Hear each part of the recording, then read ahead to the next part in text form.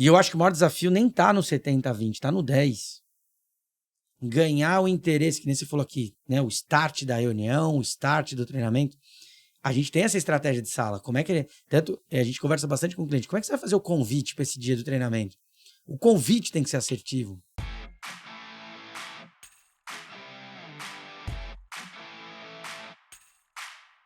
Olá pessoal, você que é líder de qualquer nível hierárquico, profissional de RH, de TI&D, capacitação corporativa, eu tenho uma dica para vocês.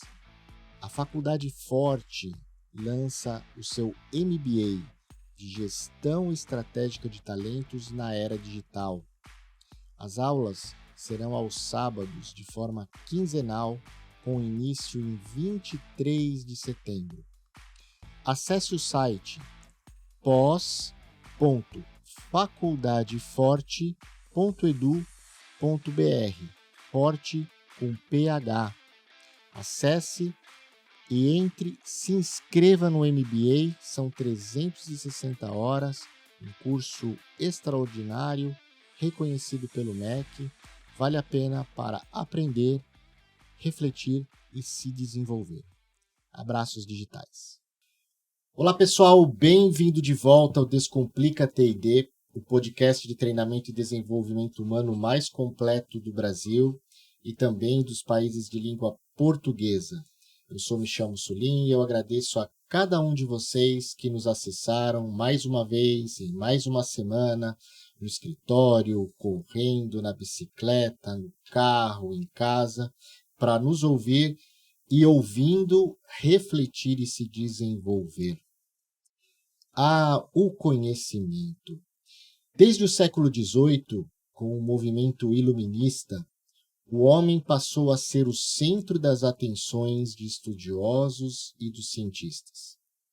O teocentrismo deu lugar ao autocentrismo, e o homem passou a desejar aprovar todas as hipóteses e situações através da ciência. Aqui, nós vemos o berço da importância e do foco das hard skills na nossa sociedade. A razão e o cientificismo ficaram como norte basilar para realizar as ações e sempre comprovar algo. 3 séculos depois, a gente começou a dar importância às soft skills, à habilidade do ser, de se relacionar, de interagir em comunidade, principalmente após a pandemia. Mas, seja uma competência técnica ou uma comportamental, uma coisa é certa. O desenvolvimento humano, o desenvolvimento pessoal, ele passa pelo conhecimento. O aprendizado é importante e base para todo o progresso. Mas, será que os investimentos que estão sendo realizados no mundo corporativo para capacitação e desenvolvimento de talentos estão sendo efetivos? De acordo com uma pesquisa apresentada no Congresso da ATD de 2020, nós temos uma estimativa bilionária de 365 bilhões de dólares em orçamento para capacitação corporativa, porém, apenas 45% do conhecimento foi aplicado no dia a dia dos negócios. Imaginem a perda. Então, investimentos de bilhões, mais de 170 bilhões de dólares sendo jogados aí no ralo. A cadeia de valor do aprendizado, ele é conhecimento transformado em melhoria de desempenho e, consequentemente, aumento dos resultados de negócio. Portanto, a pergunta como ser eficaz na cadeia de valor do aprendizado. Para falar conosco sobre esse tema, nós temos uma pessoa muito especial e especialista no aprendizado. Bacharel em administração de empresas, com MBA em gestão de pessoas, ele passou durante a sua carreira por diversas experiências, desde supervisor e gerente de RH até superintendente de gestão estratégica e gestão de pessoas. Atualmente, como coaching e treinador do desenvolvimento de pessoas, faz diversas palestras como diretor da Netas, empresa referência no desenvolvimento de pessoas, com um portfólio de soluções criativas na área de recursos humanos, treinamentos e eventos, e ficaram, em 2016, entre as top 5 empresas no Top of Mind. Há 20 anos, colabora com o desenvolvimento pessoal e profissional das pessoas. Casado, pai de meninas, cristão, diz que irá se aposentar como sommelier de vinhos. Os seus amigos sempre lhe disseram que é meio pavão. Por isso, ele diz que virou o cara dos palcos e das frentes de sala. Adora comer bem e viajar com sua esposa e com suas filhas. É com grande alegria e honra que damos as boas-vindas ao nosso podcast, Fábio Abate. Prazer tê-lo conosco aqui. Grande prazer, Michel. Obrigado pelo convite. E ouvindo você falar de mim, eu fiquei até empolgado. Falei, caramba, meu. Não é que tem uma trajetória já nessa história toda? Tem uma trajetória. Mas é isso, né? Te ouvindo falar sobre as meninas, sobre... eu acho que ter assumido esse lugar, né? O que eu até brinco em algumas palestras, né? Tem coisas que a gente realmente busca se desenvolver, né? Quando a gente decide, já que a gente está falando de T&D, acho que tem uma coisa importante do aprendizado que é a decisão, né? A gente precisa decidir aprender. Talvez parte do percentual aí que você trouxe na apresentação não esteja realmente na mão das próprias empresas, de quem está investindo, porque tem uma tomada de decisão do aprendizado que é da pessoa que está passando pelo aprendizado. E na minha trajetória, boa parte, né, a maior parte foi aprendizado, mas tem algo meu aí desde sempre que meu pai carinhosamente dava esse feedback para mim: moleque, você não tem vergonha na cara. Então, como meu pai era muito carinhoso comigo, eu realmente nunca tive muita vergonha para fazer as coisas. Então, tem um passo um pouco mais fácil na trajetória de se expor, a falar em público. Claro que vem junto toda aí a dedicação em estudar e me desenvolver para sustentar a fala no público, né? Então, uma coisa é estar à frente de sala por falta de vergonha. Outra coisa é como você sustenta uma fala à frente de sala com conceito, com conteúdo. Mas, obrigado pelo convite. Sempre um prazer falar desse tema. A gente que agradece. Então, vamos começar a falar sobre o poder do conhecimento, né? Você acabou de falar, né, sobre ter uma base, né, para poder falar, né? Eu sempre comento que para você falar sobre algo é preciso ter conhecimento e experiência. Sim. Não é só conhecimento, senão você fica no mundo das ideias, da teoria. E só a experiência, o pessoal fala, não, eu aprendi na prática. Você muitas vezes pode estar fazendo de uma forma ineficiente, porque te falta uma base teológica, teórica, metodológica. Fala um pouquinho poder do conhecimento para você. Como é que foi importante na sua carreira e importante no que você faz hoje? Quando a gente fala de uma trajetória à frente do desenvolvimento humano, né, que no caso é o papel que eu estou hoje, não só à frente do Netas, mas também à frente de palco, à frente de sala, eu acho que tem vários conhecimentos que precisam para isso acontecer. Tanto as técnicas de sala, de oratória, como se expor, como fazer uma boa montagem de conteúdo, de apresentação, como o conteúdo em si que vai ser passado como aprendizado. Você falou da experiência e eu tenho essa trajetória, inclusive em relação à oratória, né? Eu fui estudar oratória depois de já ter experiência. E como isso funciona? Então, é exatamente o que você falou. Então, eu já falava em público, na escola, na família. A minha primeira formação antes do bacharelado em administração, inclusive, eu sou guia turístico formado pela Embratur, com 17 anos até os 18, e foi um dos meus melhores cursos de oratória, porque a gente, eu apresentei coisas sobre a Praça da Sé na escadaria em frente à catedral. Uma das provas foi em Petrópolis, outras foi em cidades de Minas Gerais. Assim, a gente apresentava em público, na rua, né, pontos turísticos, suportado no tripé dentro do ônibus, né, com as pessoas, e você falando, apresentando coisas. Então, veio muita prática. Mas aí você vai descobrindo na neurociência um mecanismo a mais, a PNL veio com muita, né, a programação neurolinguística veio com muita ferramenta para de como trazer a linguagem certa, a conversa certa, tons de voz. Então você vai percebendo que você já sabia fazer, mas vem a eficiência e aprimoramento com o conhecimento. Quando a gente parte para um estudo de desenvolvimento humano, aí você olha para, né, eu olhei para minha trajetória e falei assim, cara, já fui gestor de pessoas, sou ainda, já fui gestor de RH, já estive à frente de movimento estratégico, mas ela vem como uma parte do conhecimento e aí soma, e é isso que é legal, a soma da experiência e não necessariamente a experiência específica. Eu acho que toda experiência conta, Michel, que é o que no fórum aparece sobre aprendizagem ativa. A todo momento, quando a gente está disponível para o aprendizado, você está aprendendo. Então aqui hoje eu fiquei te ouvindo.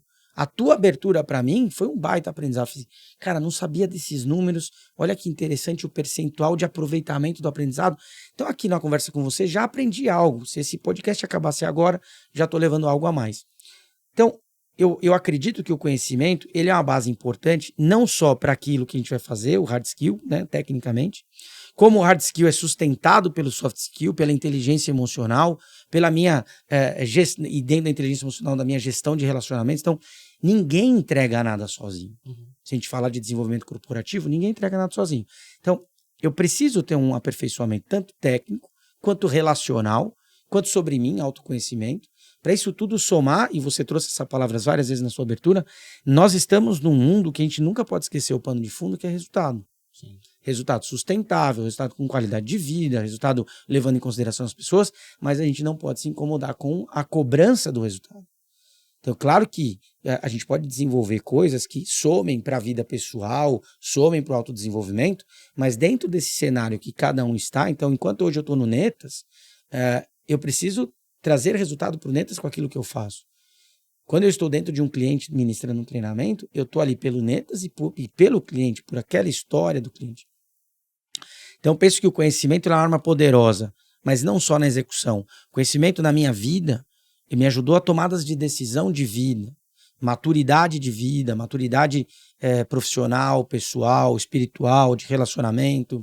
E olha que interessante. A gente, a maioria das pessoas que eu conheço canta, né? Você canta no chuveiro, eu canto dentro do carro, escutando música. Só no chuveiro. Só no então. E aí, boa. E aí, Michel, eu me meti a fazer um curso de canto. Legal, hein? Não, e nós brincamos até agora que às vezes as pessoas olham pra mim e falam que eu pareço com o Jack Black, né?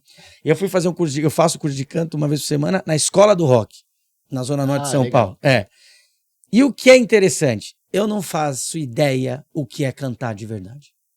Então, uma experiência de canto, claro, a vida inteira cantei no banheiro, no carro, e aí você chega diante de uma professora com o microfone na mão, ela monta ali o piano, o teclado, fala, vamos lá, como você respira? Da onde sai a voz? A nota tal. E aí você fala assim, cara, eu nunca cantei. Então aí, para mim, esse é o maior exemplo de vida atual da tua pergunta. Como o conhecimento frente à experiência se sustenta. É através dele que você vai perceber se o que você está fazendo realmente está sendo bem feito ou não. E aí eu percebi que eu não cantava nada. Eu lembro de uma passagem. Na época, eu trabalhava no setor automotivo, né? Trabalhei muitos anos no setor automotivo e nós estávamos numa reunião revisando o design, né, o projeto de uma peça. E era uma peça que estava dando muito problema, enfim, um determinado modelo daquela empresa. E nós fizemos uma pergunta, né, ali, né, para o pessoal, né? Vocês verificaram as falhas dessa peça nos modelos anteriores? Que é o famoso FEMEA, né? Análise de modo e efeito de falha, que o pessoal na engenharia faz. Então, quando você vai projetar algo, você verifica aquela aplicação, o que aconteceu nos modelos anteriores. E aí você trabalha para prevenir aquilo. E aí o engenheiro respondeu assim, né? Assim, já já foi visto todas as melhores práticas, a gente falava best practices, né? Já, todas as melhores práticas e já está tudo aí, eu acho que está completo. E aí o nosso VP, na época, né, que eu trabalhava próximo, ele falou o seguinte: o dia que a gente parar de aprender, a gente morre. Né?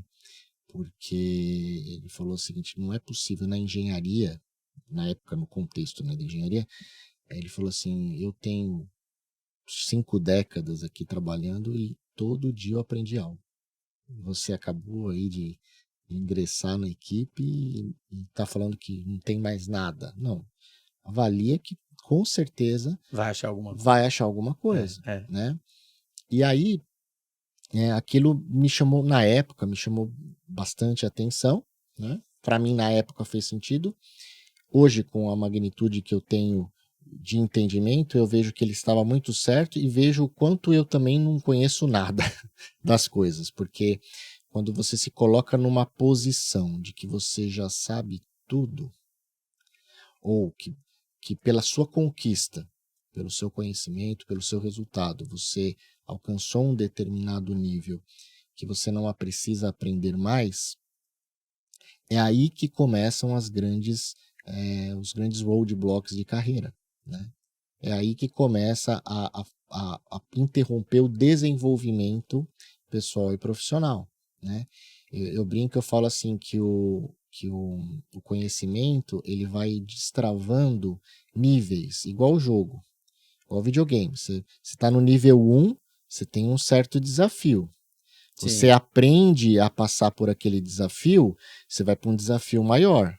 E é muito legal que a trajetória do nível 1, ele vai te preparando para um desafio maior final, que é o da passagem de fase. Né? Isso. Então a trajetória te prepara. Vai te preparando gradativamente. Aí você vai para um nível mais difícil e vai te preparando gradativamente. Então, assim, a cada passo que nós damos, nós vemos que temos ainda uma infinidade de coisas para aprender. Então, o poder do conhecimento é transformador. Aquelas pessoas que se colocam como já detentoras, já referências, e evitam ouvir, né? Aí que elas param de se desenvolver. E é importante para mim a tua fala, porque me lembrei de 3 coisas, né? Eu vou começar dando um exemplo do fundador do Netas e vou chegar em 2 momentos de sala para a gente não perder o nosso foco do treinamento e desenvolvimento.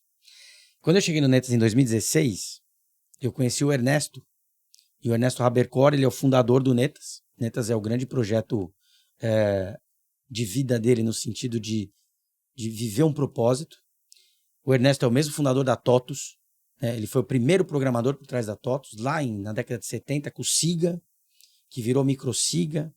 Ernesto Habercor tem 7 livros publicados de linguagem de programação. Quando eu o conheci em 2016, eu perguntei: e aí, Ernesto?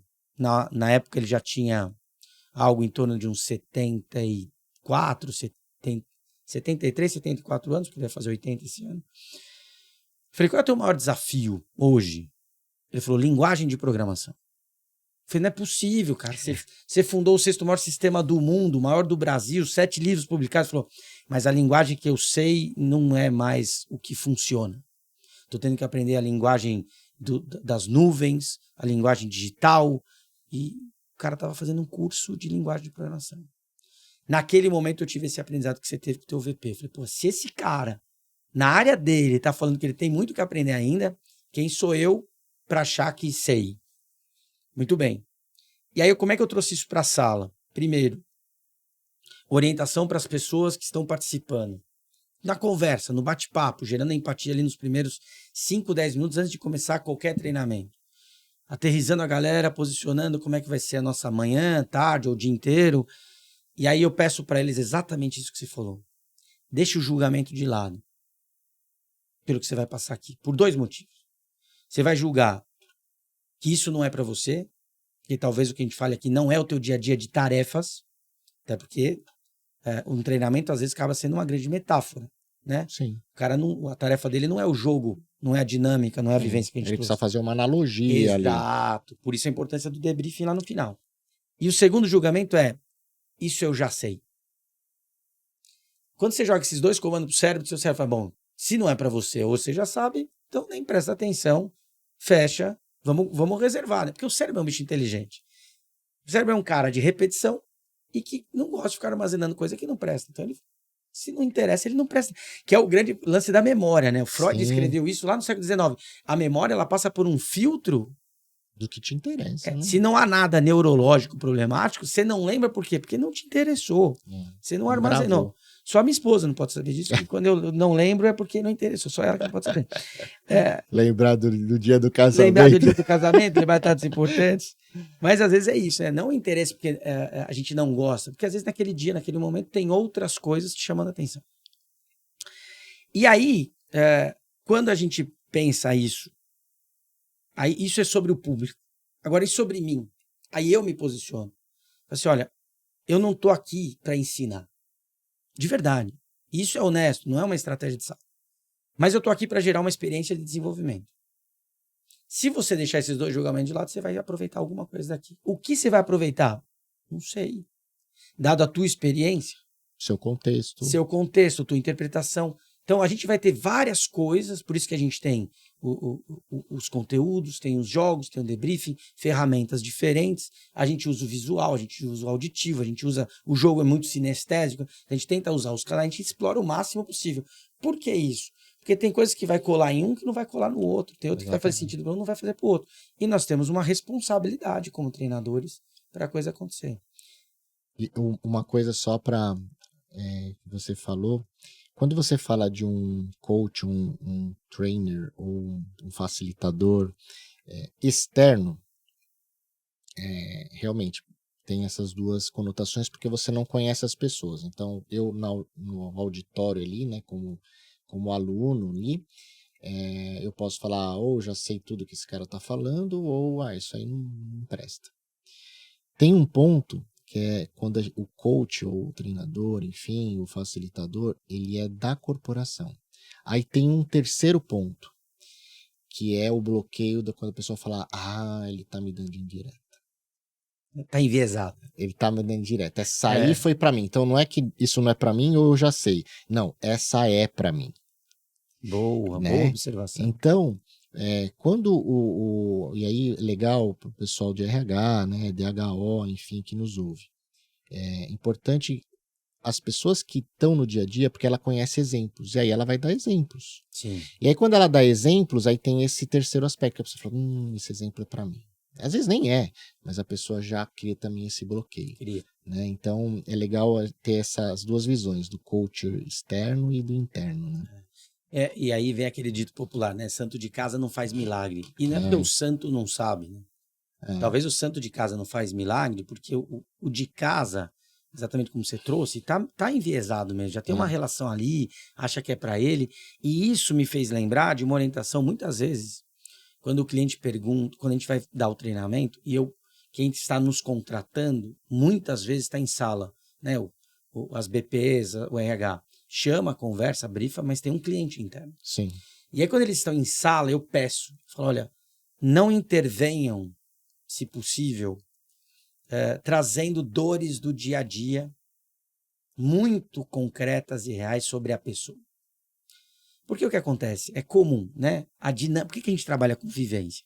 Porque as pessoas disfarçam pouco na vivência. Disfarçam os primeiros 5, 10 minutos. Depois vem à tona o lado competitivo, o lado executor. E aí isso é importante que venha à tona neste ambiente, inclusive que não é o dia a dia, para que ele possa aprender e melhorar no dia a dia. Mas o que é muito comum acontecer quando a gente não orienta? No momento do debrief, ou no momento de uma conversa em grupos, a pessoa que está dentro da sala, o gestor, o contratante, fala assim, tá vendo? Viu o que aconteceu aqui? É exatamente o que você faz no dia a dia. Pronto. Matou, o cara ele não vai, Michel, ele não vai participar mais. Porque assim, não vai se expor. Exato, estou sendo avaliado, estou sendo olhado, os caras estão aqui, não é para o meu desenvolvimento, é para ver o que eu faço. E aí matou. Então, quando a gente pensa o ambiente de sala, eu insisto nisso. Desculpa se eu for redundante e tal, mas não façam pontuações concretas.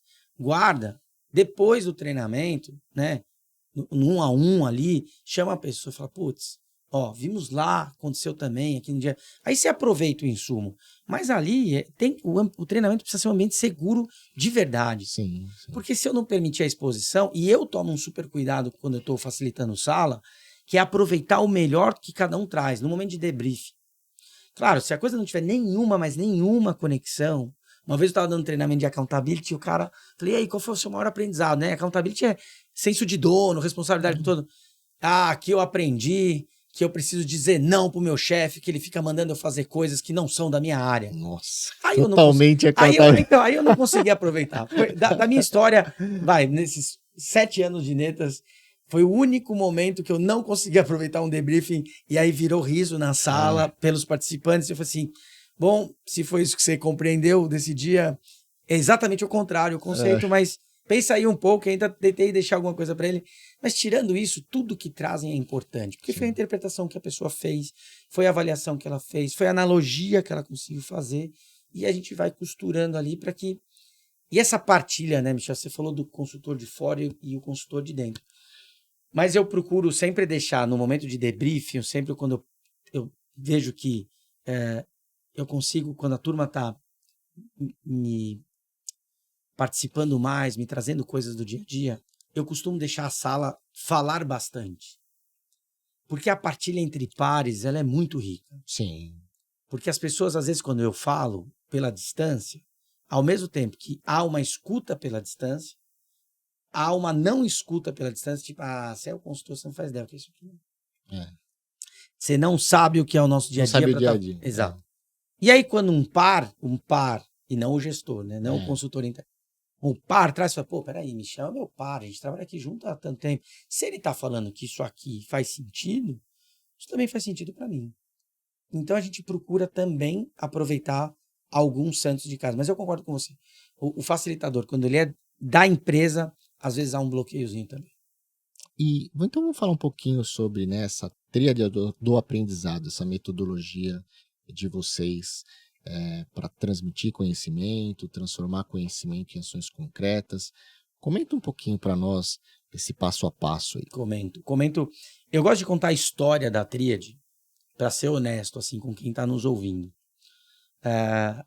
Por mais que a gente estude, Michel, por mais que eu tenha feito os meus cursos, a minha experiência, nós estabelecemos uma estratégia no Netas que é ouvir com a maior frequência possível o cliente sobre o que faz sentido dentro dos treinamentos, o que realmente tocou, o que realmente funcionou para eles. Porque é o que você falou, uma coisa é a prática, outra coisa é a teoria. Então, a teoria ajuda a sustentar a prática, sim, mas às vezes você pega a teoria e vai para a prática e você percebe que na prática a teoria não é exatamente daquele jeito. Então eu costumo usar os dois lados. Por que eu estou te contando isso? Quando a gente começou, o Netas quando começou, de 2010 a 2016, eu não posso responder pelo Netas, que eu não estava, passaram outras pessoas. Quando eu cheguei no Netas em 2016, tinham 2 jogos, 2 vivências outdoor.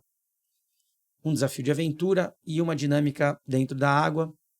Inclusive o Netas nasceu dentro de um hotel ecológico, então tinha esta disponibilidade. Tem algum, desculpa te interromper, mas já interrompendo, né, parecendo o Jô Soares, tem o Netas tem algum significado? Tem, é um acrônimo. Natureza, educação, trabalho, amor e saúde. Beleza. Okay. Princípios de vida do Ernesto, que eu falei há pouco. E o E já foi de esporte, porque ele é um atleta nato, mas quando a gente conseguiu mergulhar na educação corporativa, e é uma crença dele, que a única coisa que vai mudar o país é a educação. Então, por isso que ele fez esse acrônimo. Legal, não, tá bom. E aí nascemos disso. Quando eu cheguei em 2016, nós íamos direto para o jogo. Então as pessoas chegavam, a gente dava boas-vindas, explicava o jogo e ia para o jogo. E aí o que a gente começou a ouvir no final dos jogos? Putz, o jogo foi muito legal, mas eu demorei quase metade do tempo do jogo para entender por que eu estava jogando aquele jogo. Então a metodologia do jogo estava clara, a regra estava clara, a experiência era boa, mas fazia pouco link com o dia a dia. Aí a gente começou a pensar, falou, tá faltando alguma coisa no começo. Não dá só para fazer um boas-vindas. E aí a gente começou a melhorar este começo. Então começamos a falar um pouco mais, começamos a dar um pouco mais de direção, até que esse começo virou um workshop, virou um conceito. E aí esse conceito, ele começou sendo um conceito que ia ser percebido no jogo, mas aí faltava a amarração final. A gente precisa de um debriefing. Porque o debriefing só com o jogo era um debriefing sobre o jogo. Porque ele não tinha um start que direcionaria o aprendizado. Quando essas 3 coisas começaram a funcionar, que a gente falou assim, é uma tríade. Mas espera aí, essa tríade, e aí vem o nosso lado honesto, Michel, essa tríade já existe, só que em outra posição, que é o 70-20-10. Sim. Então, a tríade do aprendizado é uma releitura do 70-20-10, sendo os 10, 70, 20. Então, 10, absorção de conceito via exposição, que é a palestra, o workshop. 70 da vivência e 20 da partilha entre os pares com essa mediação ou postura do facilitador. Então, é daí que nasce a tríade do aprendizado do Netas, que não existia antes, mas que vem desse diálogo com o cliente, com o participante. Quando uma empresa ela chega em vocês e quer contratar, né, o serviço do Netas para uma determinada área ou um determinado grupo, um público-alvo, eles chegam com a demanda, com a necessidade de uma forma clara, aonde ela diz o que ela espera de impacto organizacional depois do curso? Alguns sim, alguns não. Você tem ideia, assim? Percentual? Se eu fosse chutar aqui, eu acho que a gente está num 60-40. De quem? 60 que sabe? Isso, 40 que ainda não sabe? precisa... Não. E não é que não sabe porque não tem conhecimento de causa. É porque nem sempre está claro mesmo. Assim. Porque uma das coisas que nós vemos no âmbito do treinamento corporativo é algo assim, muito semelhante com o que você falou do workshop inicial e do debriefing, né, final.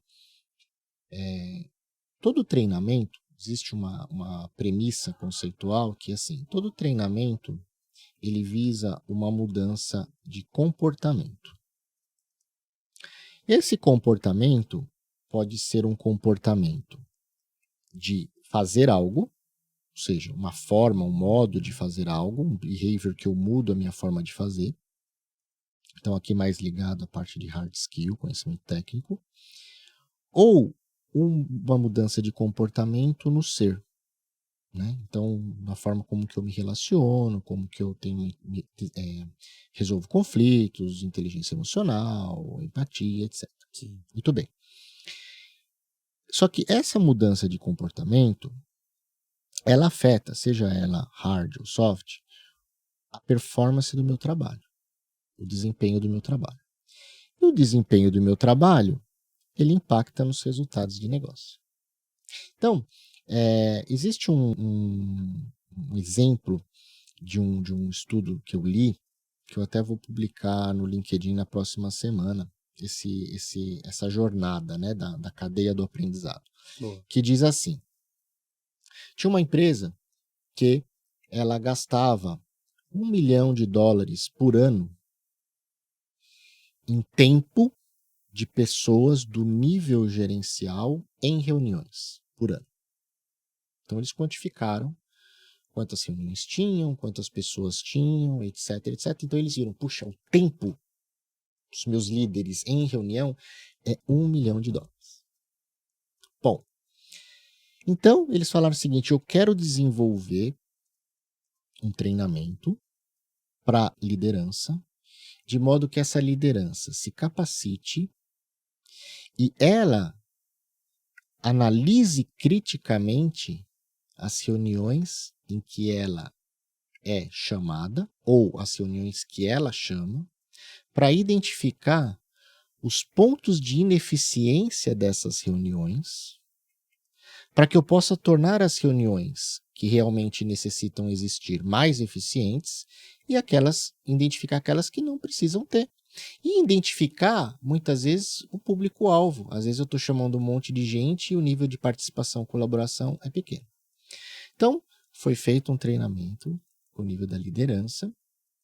Depois, então, aí, para que vocês estão aqui antes do treinamento? Vocês estão aqui porque hoje nós temos um gasto de $1 milhão em reuniões, em tempo de vocês em reuniões. Vocês acham que o tempo despendido por vocês em reuniões é alto ou é baixo? Puta, é alto, é alto, é alto. Pô, ganha conexão. Falei, então, esse treinamento, quando você sair daqui, você vai ser capaz de analisar criticamente essas reuniões e colaborar com a mudança para torná-las mais eficientes. Fazendo isso, você ganha mais tempo e a gente reduz custo.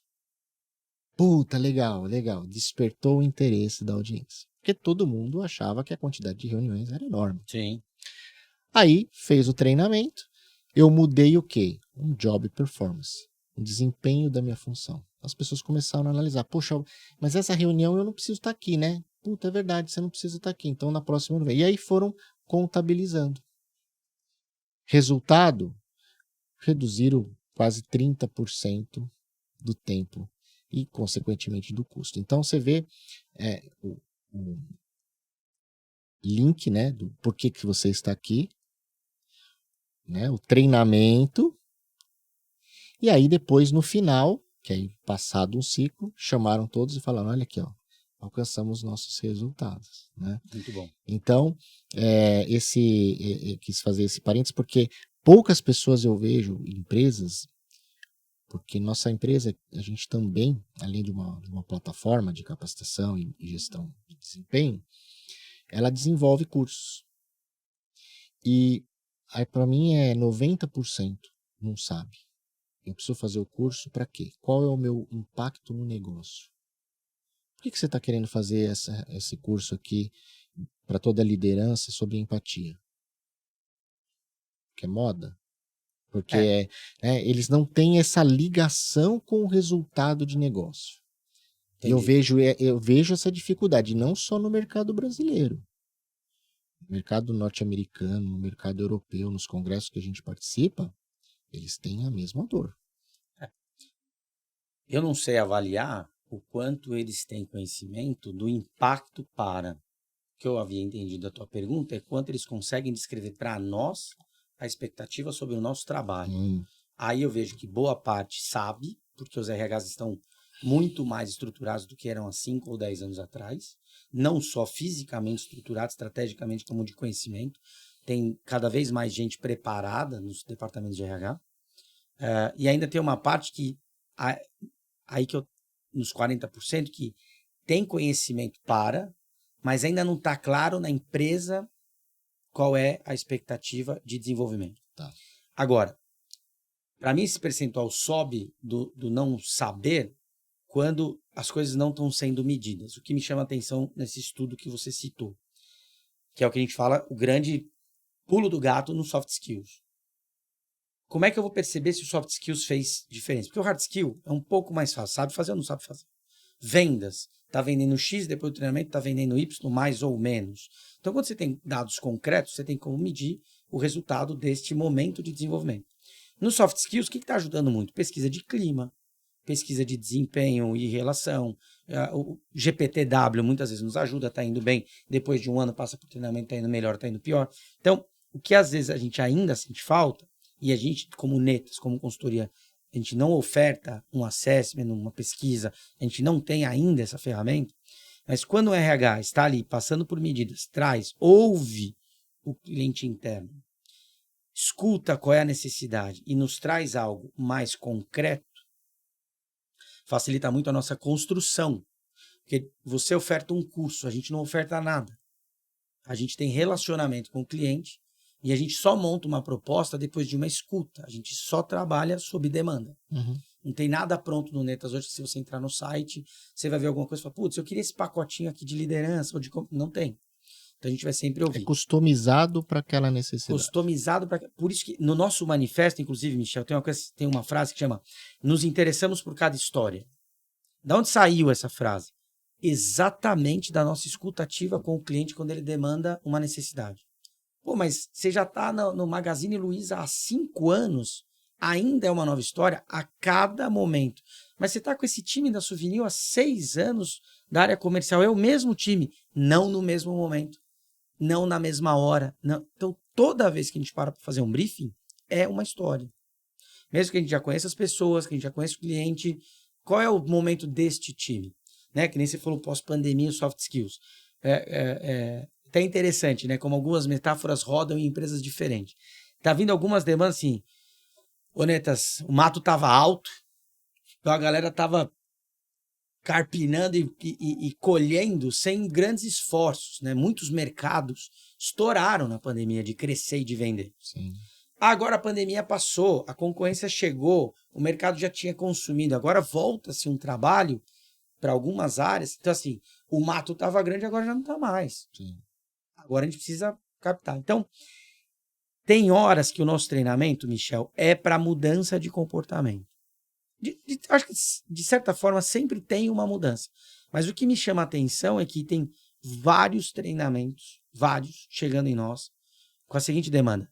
Meu time está indo muito bem, obrigado. Nós estamos trabalhando pra caramba, mas está trazendo um baita resultado. Eu só não posso deixar a peteca cair. Eu só não posso deixar eles relaxarem. Eu só não posso deixar de reconhecer. Então, quero continuar desenvolvendo essa competência que eles já têm. Então, não esperam mudança. Espera fortalecimento daquilo que já existe, que a equipe está performando. Muitos estão vindo assim, cara, a gente chamou o Netas porque vocês têm um perfil mais leve de condução, mais dinâmico. Porque meu time está muito cansado e eu não quero desanimar, eu quero manter eles nessa pegada. Então, eu quero um dia leve, mas lógico, tem uma expectativa de desenvolvimento. Então, eu honestamente falo para alguns clientes, e a nossa área comercial também, assim, veja, você vai decidir, cliente, se esse momento para o teu time é Netas ou não é Netas. Tem hora que você vai precisar chamar o Michel, que, putz, vai ser cirúrgico e vai fazer um treinamento, vai cair para dentro e vai trabalhar muito melhor do que eu. Porque a gente tem um jeito de entregar. A gente não fala sobre tudo. Eu não entrego qualquer tema.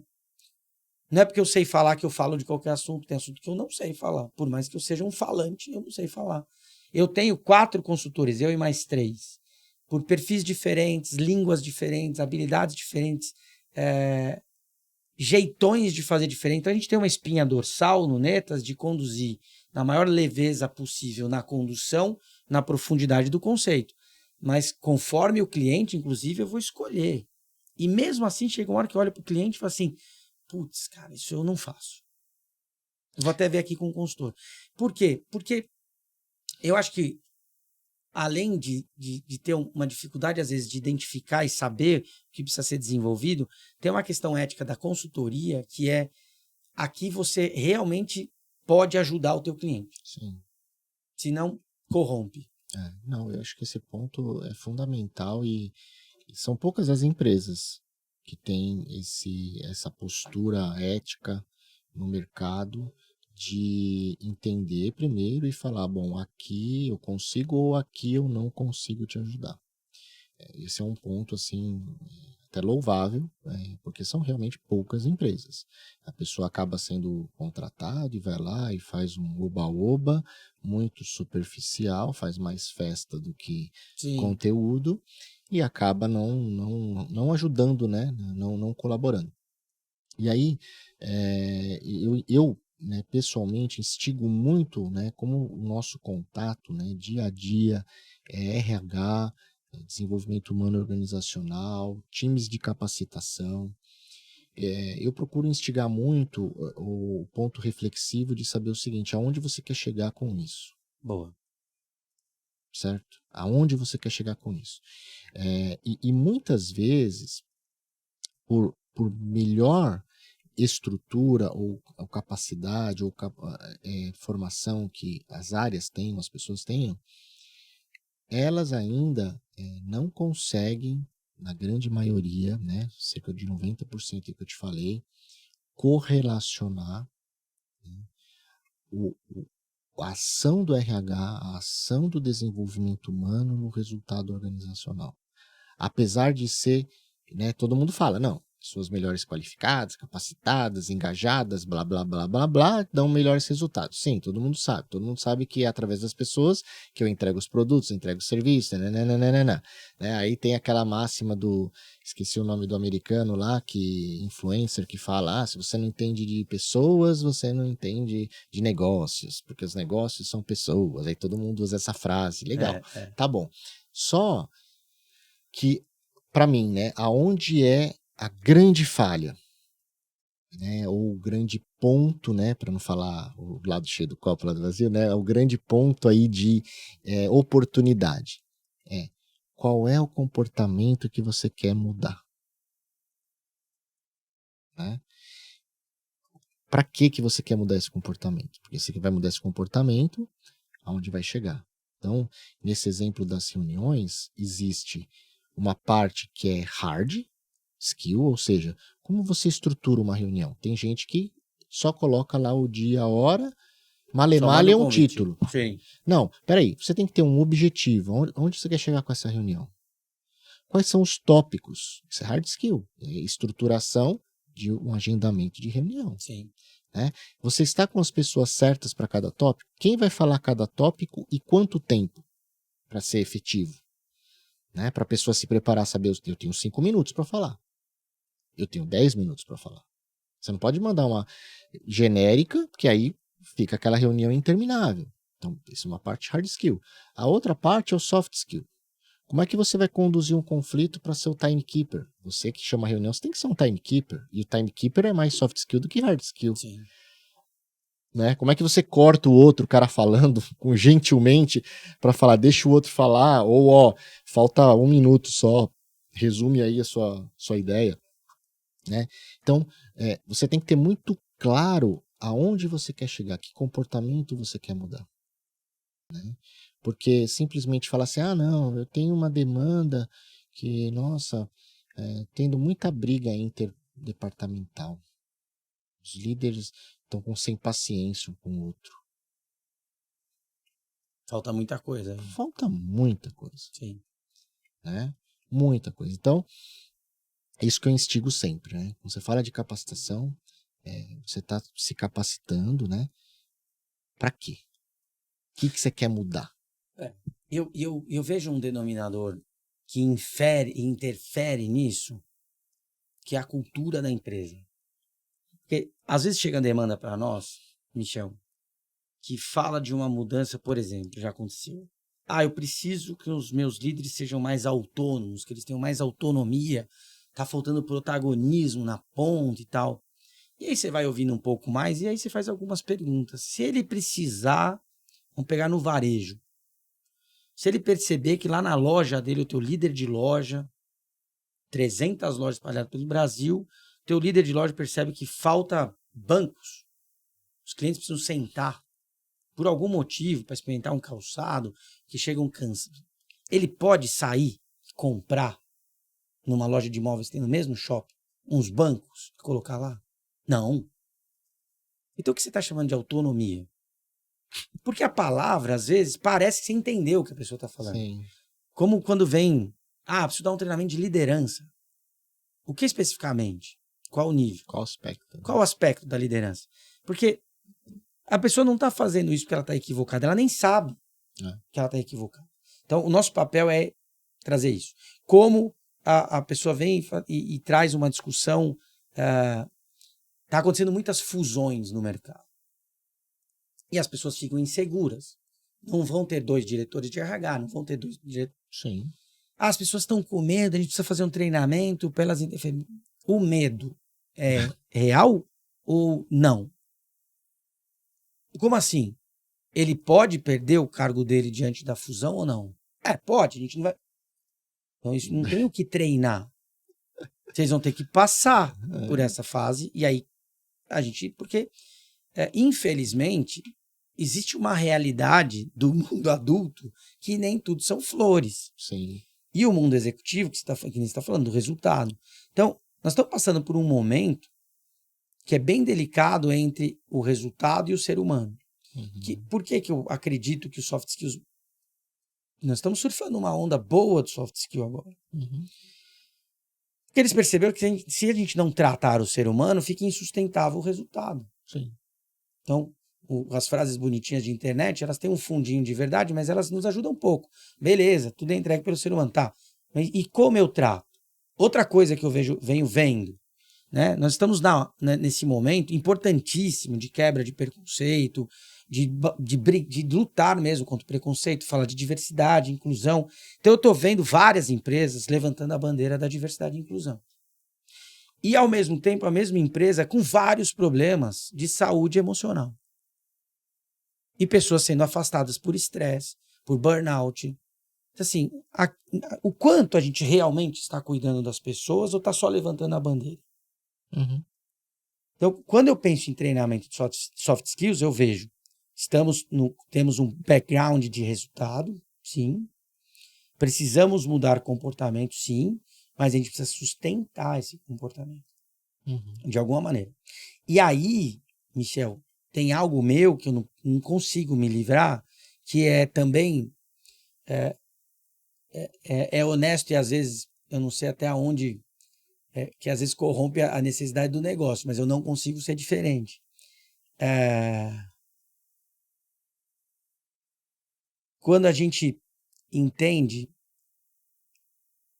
que existe uma parte do desenvolvimento que não está no poder do contratante nem da consultoria. Então eu não consigo oferecer para mim, para um cliente, e falar, meu, relaxa, te garanto que todas as pessoas sairão deste dia sabendo, com esta mudança. Não dá para garantir um negócio que tem como princípio um material humano, sim, que tem uma decisão dele de fazer ou não fazer. Então, na minha trajetória de carreira, isso sempre esteve comigo, eu sempre que eu posso, eu falo de autorresponsabilidade. Mesmo quando eu não sou contratado para falar de autorresponsabilidade. Então, estou falando com as pessoas de qualquer cliente. Chega um determinado momento, dependendo do tema, eu paro a sala e falo, deixa eu falar uma coisa para vocês. Eu não estou falando sobre a empresa. Eu estou falando sobre você. E quando eu faço isso com muita frequência? Quando eu estou falando da decisão dele de fazer ou não um bom trabalho. Porque ainda tem gente que acha que quando faz um trabalho ruim, de propósito, estou falando da pessoa que não sabe. Quando ela decide ter um mau comportamento, ou ela desanima e não entrega mais, não faz, não se preocupa, não se relaciona, ela acha que ela está prejudicando só a empresa. E no fundo ela está prejudicando a carreira dela, a trajetória de vida dela, a energia dela, o dia a dia dela. Então tem algo aí, Michel, que a gente precisa fazer pelas empresas contratantes, mas as pessoas também precisam começar a assumir o lado que lhes cabe. Por isso que na minha cabeça, a gente até brincou da moça que fica aqui na esquina falando coisas. É assim, eu sempre fui PJ. Sempre. Se eu tenho 2 registros na minha carteira de trabalho, é muito. Eu trabalho desde os 16, tenho 46. Eu trabalho há 30 anos, eu tenho 2 registros na minha carteira. Porque eu sempre vivi a minha vida, e aí eu falo, né? Tiveram momentos que deram muito errado. A responsabilidade é minha. Tiveram momentos que deu muito certo. A responsabilidade é minha com a ajuda de muita gente. Porque deu certo muito mais na minha vida com gente junto. Sim. Mas desde o momento que eu assuma a minha parte da história. Então, em treinamento e desenvolvimento, eu ainda vejo que a gente sempre vai ter uma lacuna que é humana, que é a decisão do participante. E aí eu tenho uma história, para mim, muito divertida. Queria até aqui, eu vou contar a história e pedir desculpa para o Mário Sérgio Cortella. Ele nem me conhece, mas eu vou pedir desculpa. Porque eu dormi numa palestra do Mário Sérgio Cortella. Dormi. Aquela fala com o sotaque do Sul foi hipnótica para mim. E eu era louco para ver, Michel. Eu tenho todos os livros do Cortella. Eu leio tudo, acho demais alguns conhecimentos. Uso, tenho umas putas sacadas ali. Cara inteligentíssimo e tal. E eu, tava num congresso no CBTD. A última palestra do congresso era dele. Eu entrei, fui lá na frente, passei embaixo de fita zebrada, sentei na cara assim do palco. Ele entrou, juro, fiquei emocionado. Falei, vou ver o cara que eu leio todos os livros. Em algum momento ali eu desconectei. Não sei se eu estava cansado, não sei se o tom de voz, eu não sei.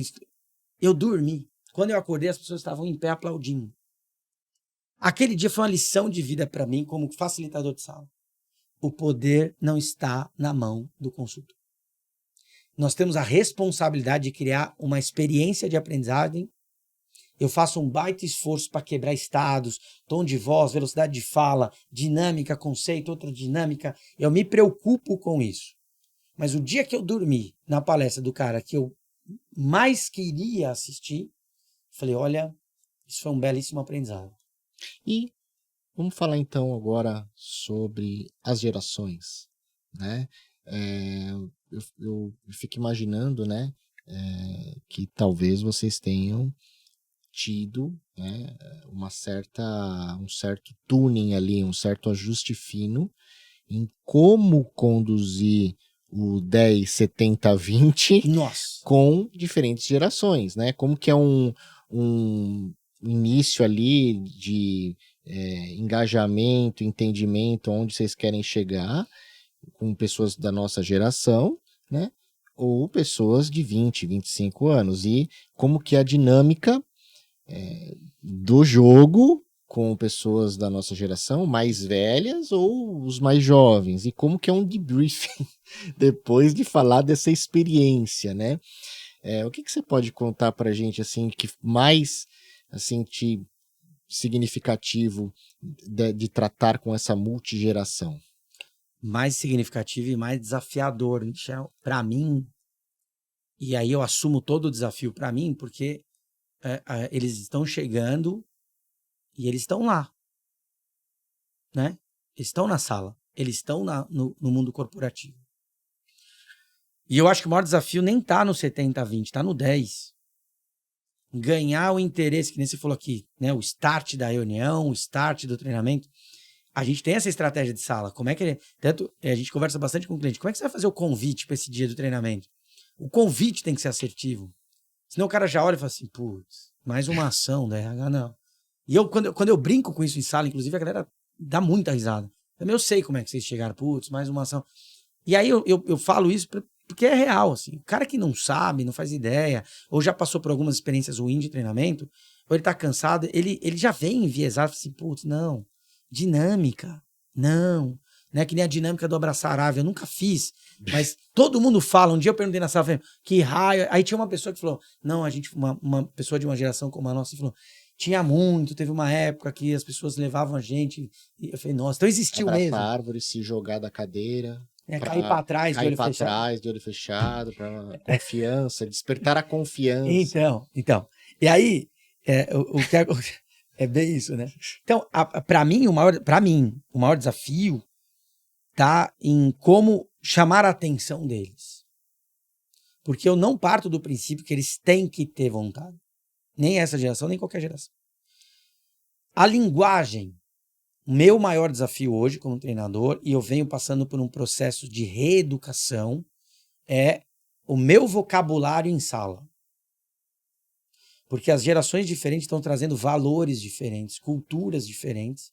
E aí vem a pergunta para o consultor que eu tive que fazer para mim. Qual é a minha intenção em sala? Aonde eu quero chegar? Então, como o meu objetivo é no desenvolvimento das pessoas que estão em sala, então cabe a mim me adaptar. E eu erro muito, hein? Eu erro, e aí é o que eu falo para todo mundo que quer ser consultor. Tem um amigo trabalhando comigo que quer ser consultor, tem staffs que querem ser consultor, e a primeira fala que eu falo assim, vocês estão preparados a receber feedback? Feedback concreto e duro sobre a sua postura em sala. Por quê? Você está em sala, você sabe, você faz. Você não tem um espelho, você não tem uma câmera. Sim. O meu espelho são as pessoas do meu time no fundo da sala e a pesquisa de satisfação no final do treinamento. E aí, quando vem não foi bom, dói, claro que dói. Não importa qual o tempo de experiência que você tem. Então, o que eu vejo das gerações, a gente precisa se adaptar, entender o que atrai, o que chama atenção e conduzir.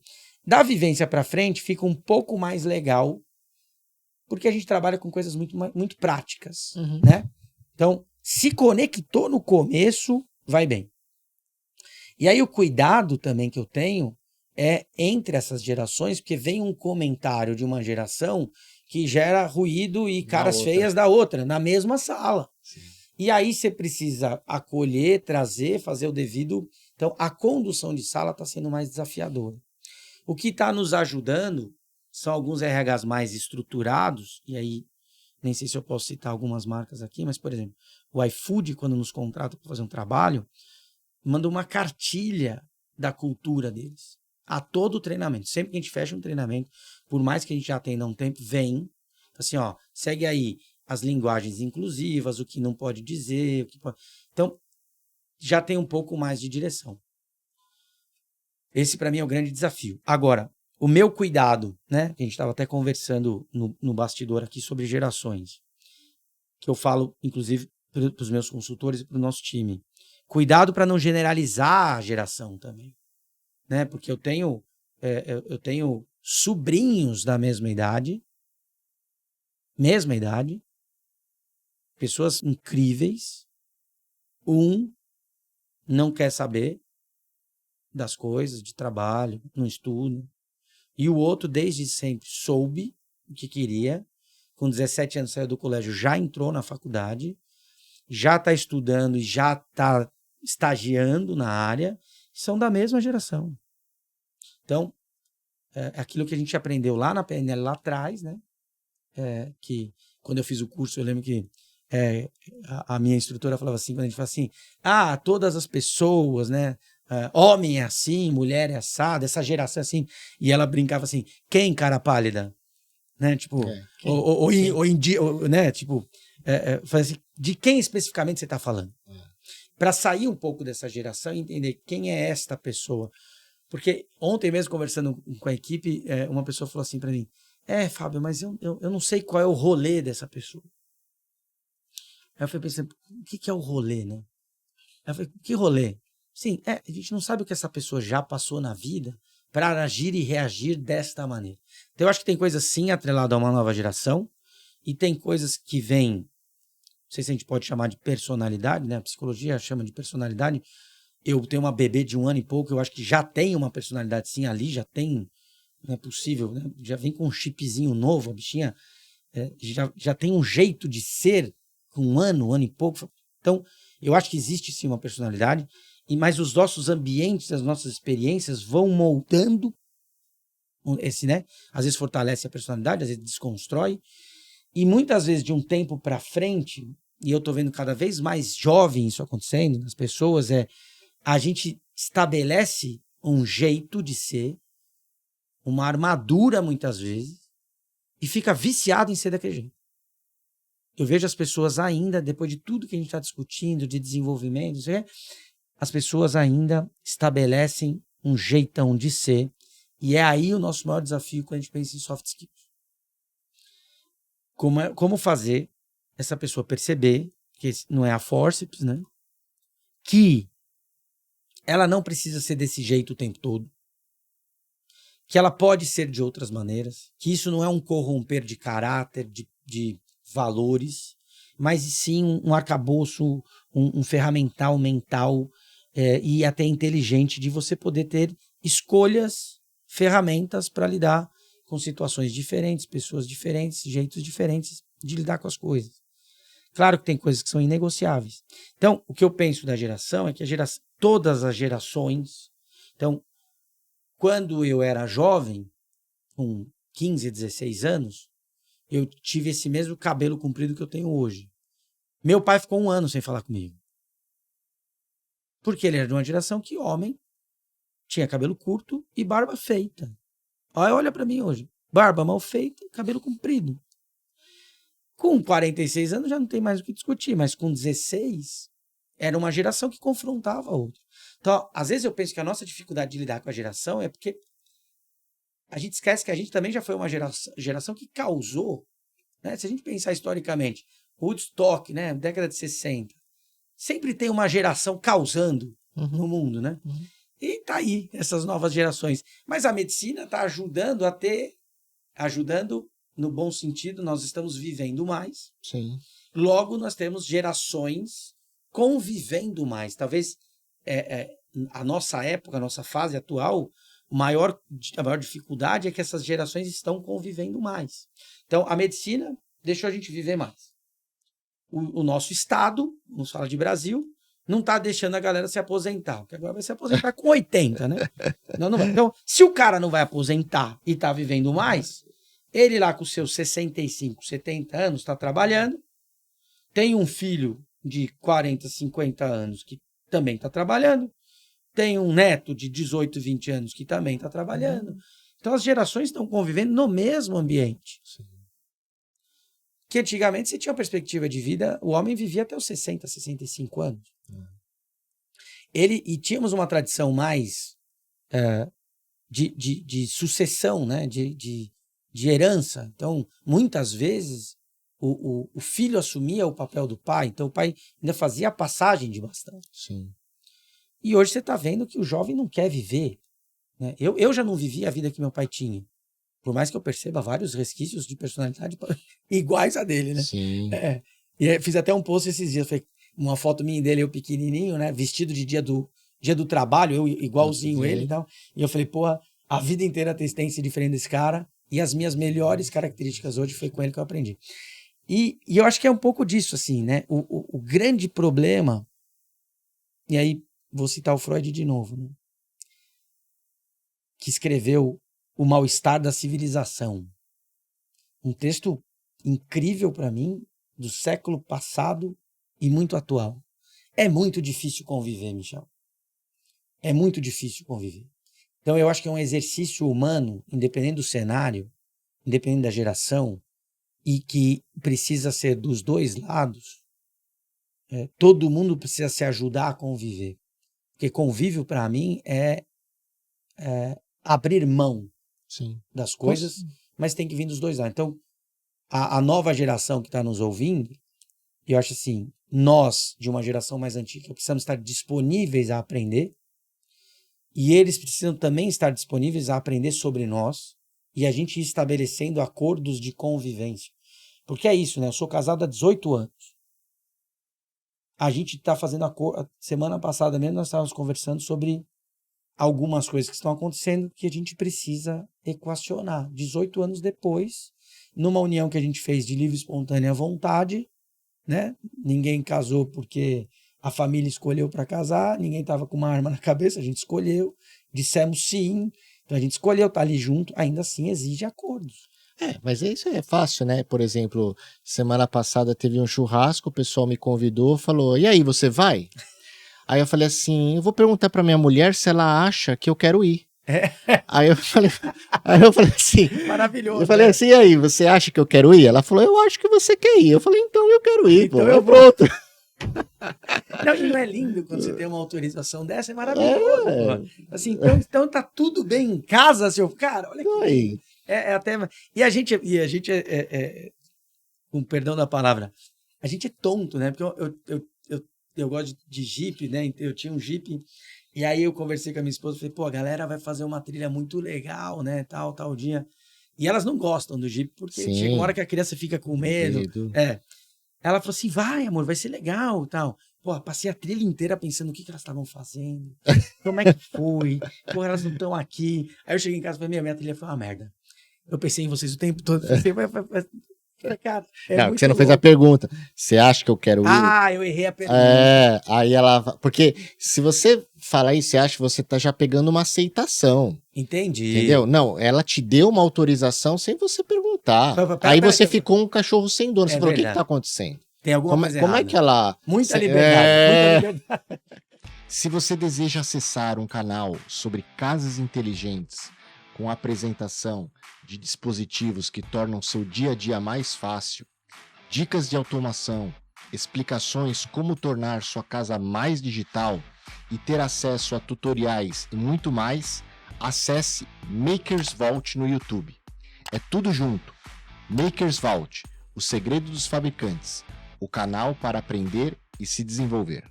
Bom, a gente está chegando ao final do nosso programa.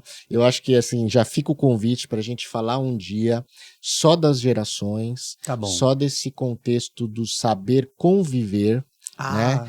Porque eu tenho uma máxima, mas aí é mais uma hora aí de conversa, que se você se conhece, o problema do convívio que não dá certo é quando você não se conhece. Sim. Né? E não pensem, vocês que nos ouvem, que você vai se conhecer do dia para a noite. Na verdade, assim, até o dia que a gente morrer, a gente vai estar se conhecendo. Só que a gente vai estar mais preparado. Porque a grande quantidade de conflitos, de relacionamentos, é quando você personaliza um ponto de vista diferente. Então, quando a pessoa conviver com o diferente é gostoso, por quê? Ou você vai aprender algo diferente para melhorar aquilo que você já acredita, então você soma. Ou você vai realmente fortalecer 100% aquilo que você acredita e aquele ponto de vista não adicionou, ou eventualmente você vai mudar de ponto de vista. Sim. Então sempre você tem oportunidade de trabalhar com o diferente, você sempre vai aprender, seja para confirmar sua convicção, para melhorar sua convicção ou para mudar sua convicção. E isso passa por uma autossegurança, por uma autossuficiência, porque você não está preocupado se o outro vai achar, poxa, ele mudou de casaca. Você não está nem aí.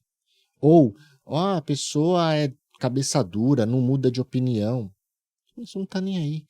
Né? Então, a segurança própria, a autossuficiência, ela é uma base muito, muito sine qua non, eu até diria, para um convívio social bem harmônico e um convívio familiar e um convívio profissional, né? Porque você se ama, né? É autossuficiente, você não coloca no outro as expectativas, e a gente está fazendo isso toda hora. É que nem, por exemplo, você está com sede. Eu dou esse copo aqui para você beber. Você bebe ele inteiro. Você continua com sede. E eu fico te dando o copo vazio toda hora. Aí você fala, o que você está fazendo? Você me dando um copo vazio? Você não está me matando a minha sede. É isso que a gente faz com as nossas emoções. Às vezes a gente não tem o que dar, porque nos falta. Sim. E a gente está toda hora querendo suprir a necessidade do outro com as nossas emoções, com as nossas ações. E a gente esquece da gente. A gente tem que encher nosso copo. Então, tem aí um papo aí para mais um podcast. Para finalizar, eu sempre faço 3 perguntinhas rápidas. Então, primeira, seu momento mais positivo, de maior conquista na sua carreira, que você gostaria de compartilhar conosco aqui. Nossa. Foi quando eu recebi, por reconhecimento de trabalho, aí na época foi tanto eu quanto a minha sócia Catarsila, o Ernesto nós fomos conversar com ele para comprar nossa parte no Netas, que nós entramos como funcionário, eu no começo de 2016, ela no final. Isso foi em 2018 e ele falou assim, não, esse Netas que existe hoje é o Netas de vocês. E nos deu, na época, para cada um 30% na empresa. Que bacana. É. E o momento de maior aprendizado ou falha, né? Que a gente fala assim, poxa, eu olho, poderia ter feito diferente. Não vai falar que era acordar no Marcos Sérgio Cortella, não. Fala outro. Não, porque eu não sei o que eu perdi, né? Eu dormi. Ó, por incrível que pareça, na nossa área tem muito aprendizado. Mas o maior aprendizado que eu costumo ser honesto com a primeira informação que vem pós a pergunta. Fui dar um treinamento para um cliente e a gente tem a tríade, né? Que você até pediu para eu explicar. Então a gente tem um momento de fala antes do jogo. E durante o pré-treinamento, antes do treinamento acontecer, esse treinamento foi em Minas Gerais, a BP, a business partner da área, foi reduzindo cada vez mais a minha abertura. Reduzindo, fala menos, acho que não. E chegou uma hora que me incomodou no ego do consultor. Pô, eu não vou falar. Pra que eu tô aqui? Pra que eu tô aqui? Inclusive foi a piada com a equipe na hora. Eu falei, que você tá indo pra essa viagem, pra quê? Né? A gente podia entregar só o jogo sem você. Foi a piada do time. 5 minutos, aí eu montei um slide. Então eu vou falar só isso. Montamos a sala de manhã, estou na porta da sala esperando as pessoas chegar. Ela chega antes e fala, você vai falar uma página, você pode me mostrar? Aí eu mostrei. Ela falou, não fala. E ali me embrulhou o estômago, mas eu cedi. Falei, tá bom, não vou pôr PPT nenhum. Vamos só puxar um papo ali para dinâmica? Você vai ver o perfil dos caras. Ela estava certa. Com toda a minha experiência, ela estava certa. Só funcionou porque eu escutei a cliente até o fim. E como você define o seu propósito atual de vida e o seu propósito atual como profissional, ou são a mesma coisa? Cara, é uma pergunta difícil. Eu vou ter que me alongar um pouquinho só na resposta. Meu propósito, ele muda, né? Conforme eu aprendo, conforme eu me desenvolvo, conforme a minha maturidade, ele muda. Mas eu tento ser o melhor possível. Eu estou num momento, desde a virada do ano, tentando melhorar vícios comportamentais em mim, comigo e com as pessoas. Então, o meu propósito de vida é gerar uma qualidade de vida para mim e para minha família. Sustentável, longevidade. Eu quero criar uma boa condição de família. Estou muito nesse momento de pai, assim, de construir um ambiente que que as meninas possam se desenvolver com caráter, com bons valores, com aposta, né? Porque a gente que é pai, você não sabe o resultado só quando ele chegar. Então aqui no começo é sempre aposta, né? Então, como vida é a minha estrutura familiar. E como carreira, o meu propósito é sempre levar. Eu sempre oro para Deus e peço o que eu posso levar de melhor naquele momento com aquele time, com o que eu estou indo fazer. Que sirva para as pessoas. Assim, é isso, assim. Ser ferramenta, né? E sempre toma um cuidado de eu não sei. Isso vem da minha base clínica, inclusive. Eu já não atendo há muito tempo, mas a psicanálise me ensinou a não saber.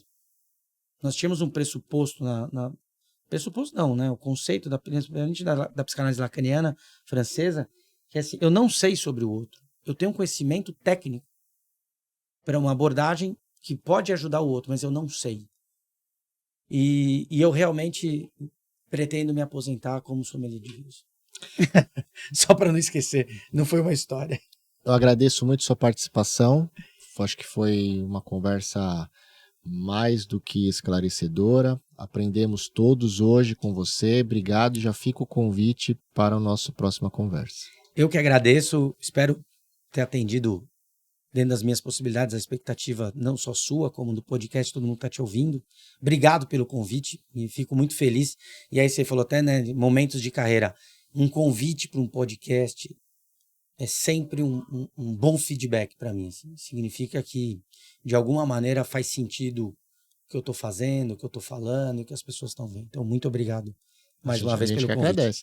E muito obrigado a todos vocês que, mais uma vez, estão conectados, ouvindo o podcast Descomplica T&D, que nesse mês de setembro começa o segundo ano. Passamos aí dos 150 mil views. Agradeço a todos vocês que estão a cada dia se conectando, tendo essa relação conosco. E quem sabe um dia é você aí que está nos ouvindo que vai estar aqui conversando conosco. Obrigado. O podcast Descomplica T&D, o canal que colabora na sua evolução pessoal e profissional e também com o aumento dos níveis de maturidade organizacional em treinamento e desenvolvimento humano. Deixe aí seu review, ligue o sininho. Até o próximo episódio. Fiquem com Deus e abraços digitais.